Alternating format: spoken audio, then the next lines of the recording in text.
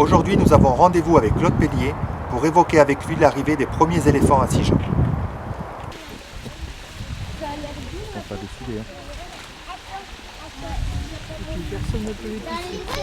Dans les dessins animés, ça va la Il y a toujours eu des éléphants à Sijan? Il y en a toujours eu, peut-être par hasard, puisque la première, la petite éléphante d'Asie n'était pas prévue, c'était une occasion, un éléphant qui est resté coincé à une douane et on l'a récupéré, je pense, à cause de cet événement. La prévision d'acquérir des éléphants d'Afrique est venue dans les années 80 et les premiers arrivés ont eu lieu en 83-84.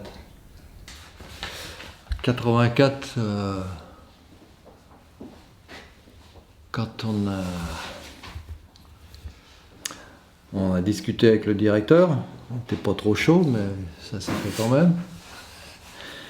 Et donc sont arrivés, je crois, les 3 éléphants qui venaient du Zimbabwe, je crois. Et ensuite sont arrivés, les autres jeunes venaient du Kruger Park. C'est pour ça qu'on voyait une grosse différence entre Mara et Simba, là, les 2 femelles qu'on a gardées longtemps. On voyait qu'elles étaient construites différemment, quoi. Autant Simba était élancé, autant Mara était un peu trapu et les cornes aussi. Les défenses étaient beaucoup plus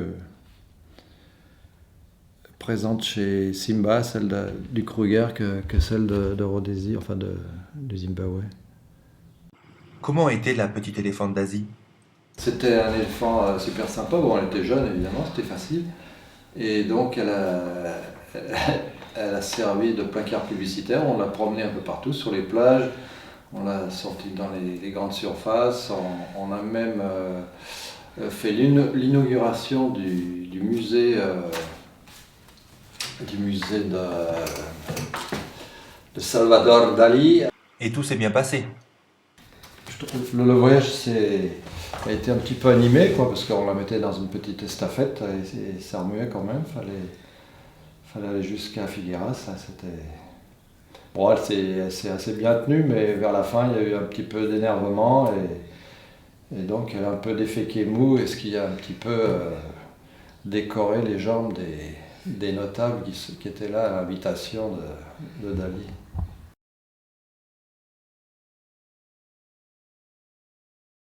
Ah, là c'est le grand Jacques. Alors oui, c'était un garçon qui m'a beaucoup aidé et qui lui aussi était très lié à Yasmine.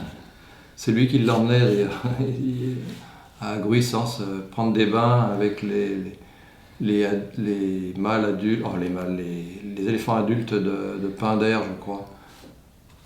Ensuite, voilà, toujours Jacques. Ouais, là, elle était toute petite encore. 1 ou 2. Ah, ça, c'était déjà une femelle adulte, là. Ouais. Attendez, voilà, c'est pas elle, ça. Si, c'est elle, avec un Africain derrière. Mais là, tout ça, c'est des photos d'adultes. Là, la voilà jaune, ouais. C'est elle sur la photo, parmi les visiteurs? Pendant 2-3 ans, oui, c'était une des vedettes du parc à pied, quoi. Donc, elle était promenée sur les bords de... Ah ouais, on la voit là,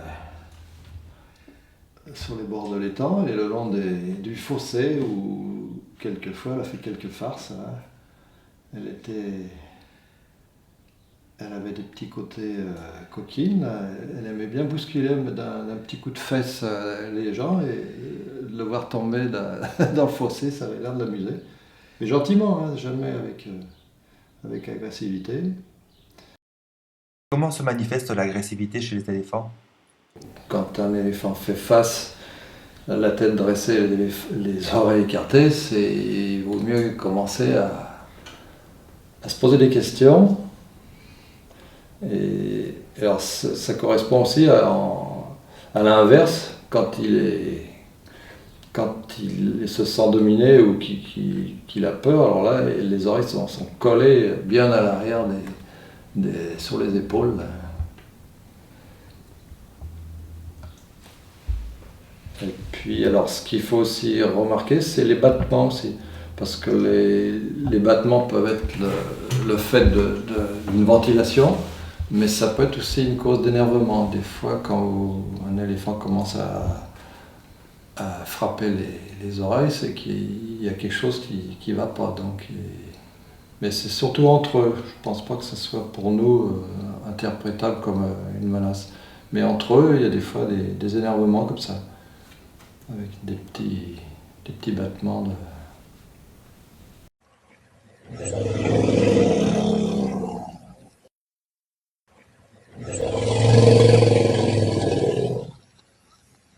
ne sont pas isolés, ils s'enchaînent avec des sons qui sont perceptibles, c'est-à-dire quand vous êtes à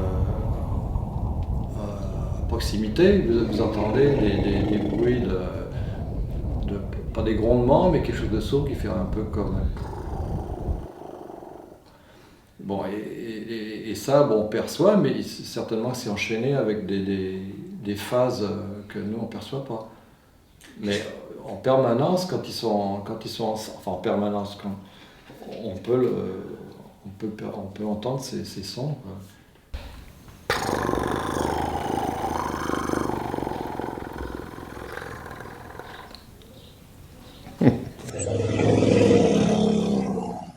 Il vous répondait? Non, je ne peux pas en déduire qu'il y avait une réponse. Bon, disons que j'avais l'impression que j'étais dans l'ambiance, mais c'est peut-être moi qui me faisais des idées, quoi. Mais bon, c'est agréable d'imaginer qu'on communique.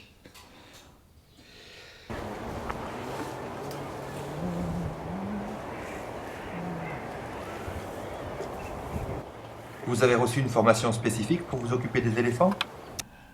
Bah, c'est-à-dire, dès que vous faites des stages avec les Allemands, ou même nous c'est les Allemands qui nous l'ont dressé, hein, parce que c'est presque du dressage. On avait des gars, et c'était pas des rigolos, hein, notamment un ancien militaire qui avait fait le front en Russie, qui est revenu sans ses deux jambes, et vraiment ils nous ont appris le métier, quoi, mais à la dure, hein, mais c'est pour ça, oui, les litières c'était un peu exagéré, mais c'est vrai que les gars, après, ont bien... ils appréciaient, eux, d'avoir une maison qui soit nickel. Donc on y met des copeaux et aussi de la paille. Ça, c'est pour les copeaux, c'est pour absorber l'urine. Et aussi, quand l'animal veut se coucher, soit il pousse sa paille et puis il dort confortablement sur son lit de paille. Je pense pas que l'éléphant l'apprécie, mais c'est vrai que le soigneur prend mais un point d'honneur à faire une litière au carré, peut-être. Enfin, ça fait partie des choses, hein, du travail bien fait. Hein, on aime bien avoir une maison propre, nickel. Quelles sont les différences entre l'éléphant d'Afrique et l'éléphant d'Asie? Les principales sont au niveau du crâne. L'asiatique a deux demi-sphères, alors que l'africain, c'est une seule sphère. Et le dos, les lombaires et les dorsales sont inversés chez l'asiatique, ce qui lui donne un dos plus convexe.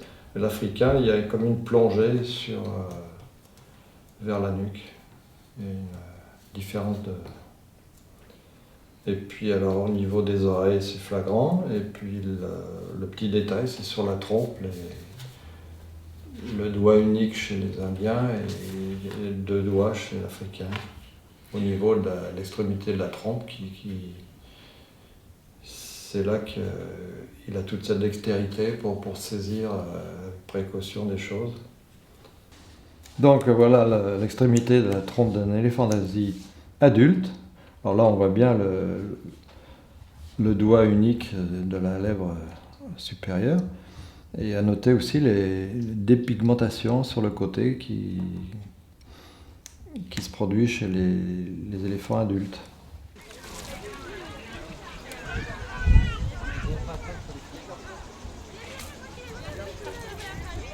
c'est appréciable de se rafraîchir et également d'avoir la peau mouillée de manière à se faire un emplâtre avec la poussière. Ça fait une protection efficace. Donc ils ont ces comportements-là. Et puis c'est un plaisir, on le voit, vraiment ils sont comme des gamins dans une baignoire. Et puis bon, ça leur permet aussi d'après de se confectionner une petite croûte protectrice avec en se roulant dans la poussière, en s'aspergeant de terre et de sable. Leur bain de poussière avec leur trompe. Et après, ils se la jettent sur tout le corps. Ça sert à se protéger du soleil ou aussi des parasites.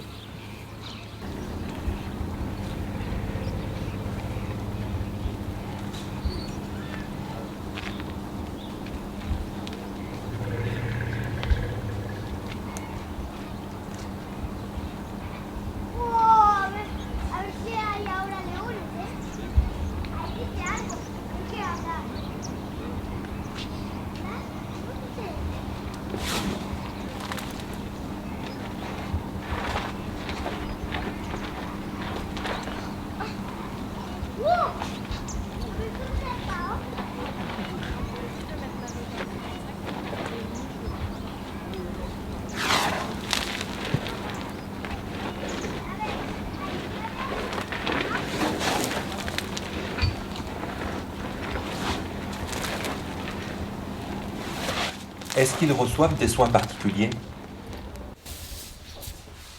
Oui, mais ça fait. Alors, le soin des ongles, ça fait partie des soins pas quotidiens, mais quasiment. Et ça fait partie aussi du dressage, c'est-à-dire qu'on profite de cette opération pour le faire obéir, le faire présenter une patte sur un promontoire, de manière à pouvoir travailler. Et donc, on donne un coup de râpe sur les excroissances, on lui fait plier la patte et on coupe les développements qui sont un peu trop nombreux sous la voûte plantaire. Et c'est une opération qui est bénéfique pour le contact. Alors maintenant, je ne sais pas comment ça se passe, c'est plus délicat, mais bon, ça offre quand même un contact, même si c'est à travers la cible, les grilles. tu restes et on met le pied.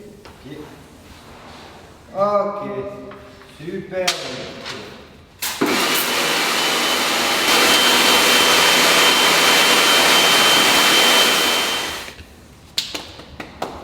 Tu restes.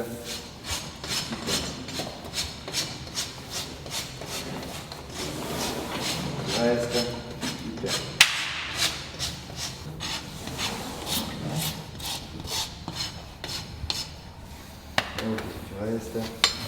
L'entraînement médical consiste à avoir accès à toutes les parties du corps de l'éléphant et aussi à apporter des soins à leurs pieds si c'est nécessaire, c'est-à-dire la manicure, c'est-à-dire qu'on coupe les soles et qu'on lime les ongles et après on administre la douche.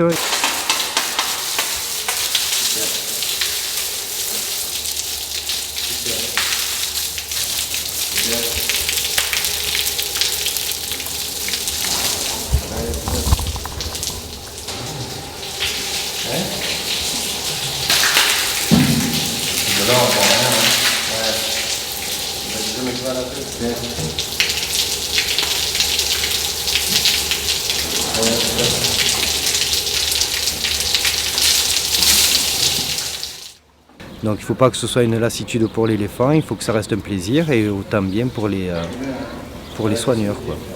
Ok.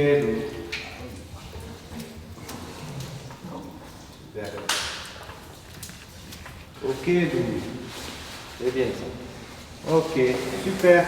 Ok, La méthode actuelle, ça demande un apprentissage qui est relativement long, quoi, avant de pouvoir pratiquer tous les soins qu'on pouvait faire au contact permanent. Emma.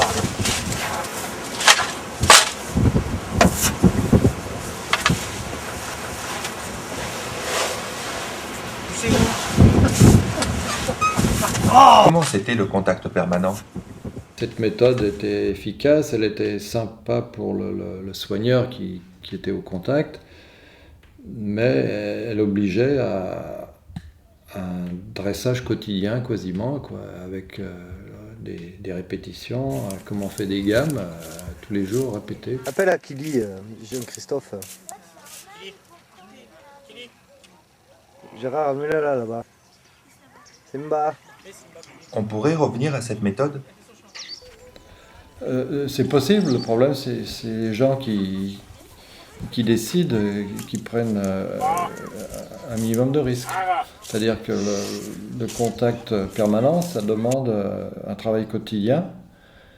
Et même avec ce travail quotidien, on n'est pas à l'abri d'un problème. Hein. Tous les parcs du monde ont dans leurs statistiques des mortalités dues à un éléphant, même bien dressé, avec lequel vous avez des échanges normaux.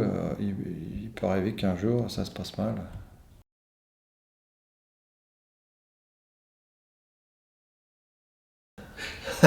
Le grand Douai, à l'époque, ouais, là, ça fait au moins 10 ou 15 ans peut-être même.